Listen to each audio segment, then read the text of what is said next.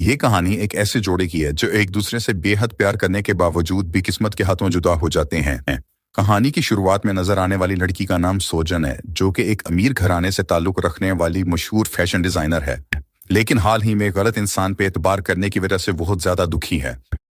एक दिन एक मार्ट पे सोजिन की मुलाकात एक गरीब घराने से ताल्लुक रखने वाले मजदूर से होती है। इसका नाम है चोलसू।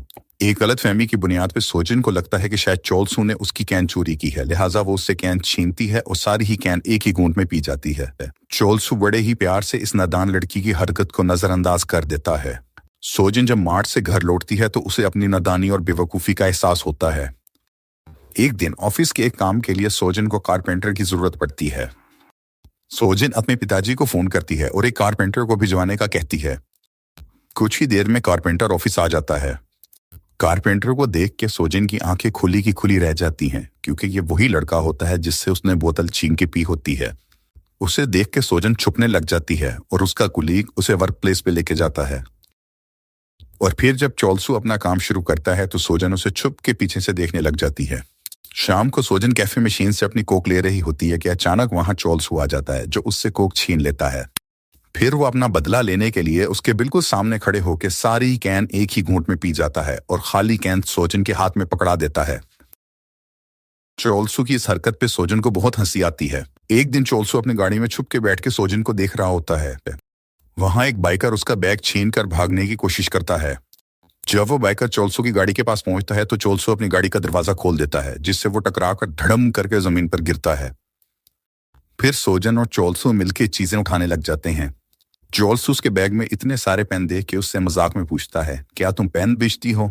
इसके बाद चोलसू अपनी टूटी गाड़ी में सोजन को लिफ्ट देता है और इस लिफ्ट के दौरान चोलसू खुद वेल्डिंग ग्लास पहनता है और सोजन को वेल्डिंग हेलमेट दे देता है। चोलसू की इन हरकतों की वजह से सोजन का दिल पिघल जाता है। सोजन चोलसू से मुलाकात के बहाने ढूंढने लग जाती है और चोलसू, जो कि पूरी जिंदगी अकेला रहा होता है, वो भी इस चीज को रेजिस्ट नहीं कर पाता और कुछ ही देर में उनकी बॉन्डिंग काफी स्ट्रांग हो जाती है। एक दिन चोलसू उसे बैटिंग कोर्ट में लेके जाता है और उसे बैटिंग सिखाता है। सोजन बहुत जल्दी सीख जाती है और वो इस बात से बेहद खुश होती है। चोलसू भी उसके लिए तालियां बजाता है। चोलसू की मोहब्बत, ईमानदारी और खुलूस की वजह से सोजन बहुत खुश रहने लगती है। वो आपस में मिलकर बहुत ऊंट पटांग हरकतें करते हैं। एक दिन सोजन और चोलसू खाना खा रहे होते हैं कि सोजन की फैमिली वहां आ जाती है और उन्हें इकट्ठे देख लेती है। सोजन के पिताजी चोलसू से उसके घर बार और माँ बाप के बारे में पूछते हैं और हकीकत जानने पे वो इस रिश्ते से खुश नहीं होते, लेकिन अपनी प्यारी और लाडली बेटी की खुशी की खातिर वो अपना ये इरादा बदल लेते हैं और इस शादी पर रजामंद हो जाते हैं। और फिर इनकी शादी हो जाती है। दो टूटे लोग प्यार की बुनियाद पर एक नई जिंदगी की शुरुआत करते हैं, लेकिन इन्हें क्या मालूम कि किस्मत इनके साथ वफा नहीं करेगी। वो एक दूसरे के साथ बेहद खुश थे। शादी के बाद तो गोया उनकी जिंदगी ही बदल गई हो। शादी के कुछ ही देर बाद चोलसू आर्किटेक्चर का एग्जाम क्लियर कर लेता है। एग्जाम क्लियर करने के बाद उसे मुल्क की बहुत बड़ी कंस्ट्रक्शन कंपनी से जॉब ऑफर होती है, जिसे वो कबूल कर लेता है। जिंदगी में हर चीज बिल्कुल ठीक चल रही होती है। वो एक दूसरे के साथ बेहद खुश होते हैं, लेकिन फिर एक दिन सोजन अपनी सहेलियों से जिक्र करती है कि उसे घर जाते हुए रास्ता भूल जाता है, लेकिन उसकी सहेलियां उसकी ये बात हंसी में टाल देती हैं। इसके कुछ ही दिन बाद सोजन किचन में खाना रखकर मुकम्मल तौर पर भूल जाती है। चोलसू उधर वक्त पर आता है और चूल्हे के नीचे से आग बुझा देता है। सोजन को इस बात का बखूबी अंदाजा हो जाता है कि उसके साथ कुछ गलत चल रहा है। इसके बरअक्स चोलसू ना तो सोजन पे गुस्सा करता है, ना ही उससे नाराज होता है, बल्कि उसका ध्यान बटाने के लिए उसे तंग करने लग जाता है। अगले ही दिन चोलसू ने सारा किचन नया कर दिया और एक जदीद ऑटोमेटिक चूल्हा लगा दिया, ताकि अब खाना जलाने का इम्कान ही न रहे। और दूसरी तरफ सोजन इस बात से हैरान थी कि कोई किसी से इतना प्यार कैसे कर सकता है। अपनी बिगड़ती हुई तबीयत को देखते हुए सोजन एक डॉक्टर के पास जाती है।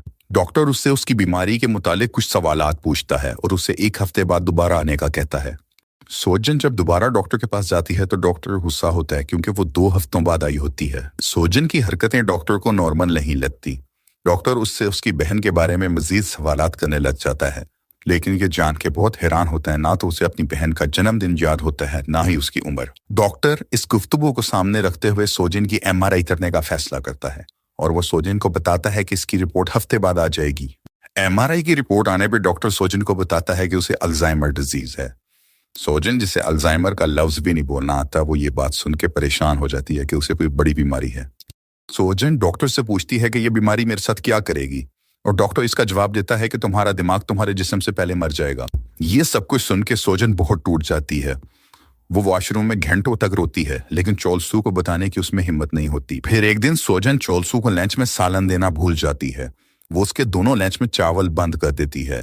चोलसू को भी महसूस होने लग जाता है कि सोजन के साथ कुछ गलत चल रहा है, लिहाजा वो उसके डॉक्टर के पास जाने का फैसला करता है। डॉक्टर्स चोलसू को सोजन की बीमारी के बारे में सब कुछ बता देता है। चोलसू, जिसकी सारी दुनिया ही लुट चुकी होती है, वो इस बात पे यकीन करने के लिए तैयार नहीं होता। वो डॉक्टर को गिरेबान से पकड़ लेता है, लेकिन उसी टाइम स्टाफ नर्स बीच में आ जाती है। वो चोलसू को रिलैक्स करती है और उसे बताती है कि डॉक्टर की बीवी की भी मौत इसी बीमारी से हुई थी और इस डॉक्टर ने अपनी आधी जिंदगी अल्जाइमर की रिसर्च में गुजार दी है। ये सुन के चोलसू पे बेबसी छा जाती है और उसे अपनी प्यारी सी दुनिया अपनी आंखों के सामने बिखरती हुई नजर आ रही होती है। फिर उस रात सोजन और चोलसू इस मामले पे बात करते हैं। उनकी ये बात दिल को हिला देने वाली होती है। सोजन चोलसू से कहती है कि अब हमें अलग हो जाना चाहिए, हमें एक दूसरे को छोड़ देना चाहिए। मैं तुम्हें भुला रही हूँ, मैं हर चीज भूल जाऊंगी। एक दिन तुम मेरे लिए बिल्कुल अजनबी हो जाओगे, फिर मैं तुम्हें बिल्कुल भूल जाऊंगी। तुम मेरे लिए एक अजनबी हो जाओगे। मैं एक जिंदा लाश बन के रह जाऊंगी जिसे कुछ भी नहीं याद होगा। ये बातें करते हुए सोजन फूट फूट के रोने लग जाती है। चोलसू भी उसकी हालत देख के रो पड़ता है। दोनों गम से नढाल होते हैं। चोलसू बड़े प्यार से सोजन को समझाता है कि मैं तुम्हारी याददाश्त बनूंगा, मैं तुम्हें सब कुछ याद कराऊंगा, और ये कह के उसे वो घर ले जाता है। और फिर चोलसू हर छोटी छोटी बात को स्टिकी नोट्स पर लिख के पूरे घर में लगा देता है ताकि सोजन इसको पढ़े और उसे चीजें याद आती रहें। वो सोजन के लिए भी एक कार्ड बनाता है ताकि गुम होने की सूरत उसके काम आ सके। सोजन चोलसू से कहती है कि आज रात आपने घर जल्दी आना है। चोलसू उससे पूछता है कि वो क्यों। सोजन उसे बताती है कि आज माँ की बर्थडे है, इसलिए घर में मैंने पार्टी रखी है। खाने की तैयारी के दौरान सोजन सब कुछ भूल जाती है। वो कैलेंडर पे लिखे नोट्स पढ़कर याद करने की कोशिश करती है, लेकिन उसे कुछ याद नहीं आता। वो याद करने की कोशिश ही कर रही होती है कि इस दौरान दरवाजे पे दस्तक होती है। जब वो दरवाजा खोलती है तो वहां उसका एक्स बॉयफ्रेंड खड़ा होता है। भूली हुई सोजन को ये चेहरा जाना पहचाना लगता है, इसलिए वो उसे घर के अंदर ले आती है। घर में दाखिल होने के बाद जब वो बात करते हैं तो उसे अंदाजा होता है कि सोजन हर चीज भूल चुकी है, हत्ता कि उसे ये भी नहीं याद कि वो शादीशुदा है। वो सोजन को चीजें याद कराने की कोशिश ही कर रहा होता है कि यहाँ चोलसू आ जाता है। बीमारी में मुब्तला सोजन चोलसू को भी नहीं पहचानती। गुस्से में आके चोलसू लड़ना शुरू कर देता है और सोजन, जिसे कुछ भी समझ नहीं आ रहा होता, छुरी पकड़ के चोलसू पे ही हमला कर देती है। चोलसू और यंग मैन लड़ ही रहे होते हैं कि पार्टी के लिए तमाम लोग वहां पहुंच जाते हैं और इस तरह सबको सोजन की बीमारी के बारे में पता लग जाता है। सोजन के वालिद चोलसू से कहते हैं कि बेटी का ख्याल हम रख लेंगे, तुम जवान हो, तुम अपनी जिंदगी आगे जारी रखो, लेकिन चोलसू नहीं मानता। चोलसू कहता है कि ये मेरी बीवी है और मैं इसका ख्याल रख लूंगा और मैं आखिरी दम तक इसके साथ रहूंगा। किस्मत चोलसू पे और भी सख्त हो जाती है। एक दिन जब वो काम के लिए जा रहा होता है तो सोजन उसे अपने एक्स बॉयफ्रेंड का नाम लेके पुकारती है और कहती है आई लव यू। चोलसू खुद को बहुत कंट्रोल करता है और सोजन को जवाब में बस मीटू कहता है, लेकिन घर से बाहर आके वो बेहद रोता है। उसे ये बात अपनी आंखों के सामने नजर आ रही होती है कि सोजन उसे भूल रही है। चोलसू के घर आने तक सोजन एक खत लिखकर जा चुकी होती है। चोलसू जब ये लेटर पढ़ता है तो बहुत ज्यादा रोना शुरू कर देता है। लेटर में सोजन उससे बताती है कि वो बीमारी की वजह से उसे छोड़ रही है। वो उससे बताती है कि वो उससे बेहद प्यार करती है, लेकिन उसके सामने उसे भूलना नहीं चाहती। सोजन चोलसू को बताती है कि वो बीमारी के हाथों इतनी मजबूर है कि उसे ये भी नहीं पता कब उसकी याददाश्त फिर चली जाए, लेकिन उसका प्यार सच्चा है। ये सब कुछ सुनकर चोलसू का दिल टूट जाता है और वो फूट फूट कर रोता है। चोलसू फिर से तन्हा हो जाता है और इस तन्हाई में उसका आसरा उसका वो खत होता है। कई दिनों तक चोलसू उस खत को पढ़ता रहता है। फिर कुछ अरसे बाद चोलसू को सोजन की तरफ से एक खत मिलता है। इस खत के जरिए सोजन चोलसू को बताती है कि उसे हर चीज याद है, बैटिंग कोड, स्टोर, हत्ता कि ये भी कि जो कोक उसने छीनी थी वो 70 सेंट की थी, लेकिन मालूम नहीं किस टाइम उसे सब कुछ भूल जाए। चोलसू खत पे लिखे हुए एड्रेस को नोट करता है और उस जगह पहुंच जाता है। ये एक असाइलम होता है। सोजन स्केच बना रही होती है। केयरटेकर उसे बताती है कि कोई उसे मिलने आया है। सोजन चोलसू से मिलने के लिए खड़ी होती है तो उसके स्केच गिर जाते हैं। इन स्केचेस की तरफ देख के चोलसू की आंखों में उम्मीद और खुशी जाग उठती है, लेकिन जब वो सोजन की तरफ देखता है तो उसकी आंखें खाली होती हैं। सोजन चोलसू को पहचानती तक नहीं है।